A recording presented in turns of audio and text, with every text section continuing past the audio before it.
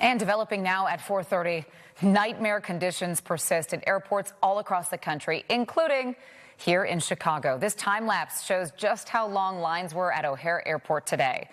Not envious of those travelers at all. The backlog this afternoon is finally clearing at O'Hare. But the airport still is experiencing lots of delays caused by the weather that we've had and TSA staffing concerns. Wojciechowski has been in Terminal 1 all day long looking at these lines. Maybe not as long as some people that were in those lines, I guess, from what that video you showed us. What's it look like right now, Charlie?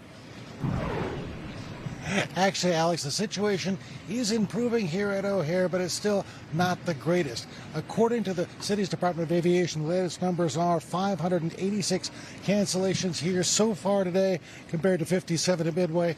The average delay about 40 minutes or so. That is up a little bit from earlier this afternoon, but people are finding a way to cope and finding a way to get to their destinations. You could read the story at O'Hare International on the flight boards and on the faces of travelers like these. Worked a 12-hour night shift, slept for 2 hours, had to get to the airport super early to make this line.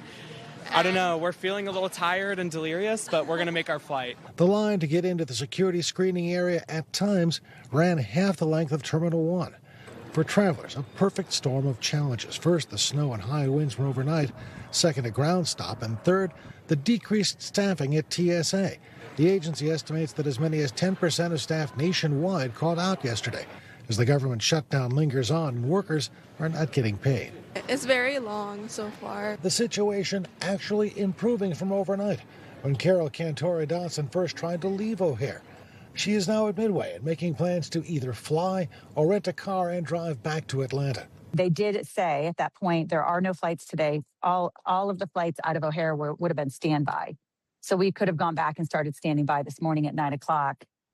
But it was standby all day. They couldn't guarantee us a ticket until 6 o'clock on Tuesday. Back at O'Hare, United employees did what they could to keep the lines moving and travelers happy. The best advice, come early and be prepared to wait. Terry Rushing is on his way to Cameroon. We traveled enough that I like to have time to spare. So how much did you set aside knowing the conditions and the TSA stuff and all that going on? So we generally, traveling international, we try to get to the airport 4 hours before our departure time. And I've never been sorry that I planned ahead. Now, he is traveling internationally, but we did talk to a couple of guys who are on their way to Seattle. They also got here 4 hours early. O'Hare congestion still a major issue. You may remember the FAA had a meeting earlier this month in Washington about congestion. Well, another one is scheduled for this week to learn more about the gate situation here at O'Hare. Reporting live, Charlie Wojciechowski, NBC 5 News. Back to you guys. And then Terry's going to Cameroon, so he's doing all that. I want to know if he made it. Long flight ahead. Keep us posted, Thanks, Charlie.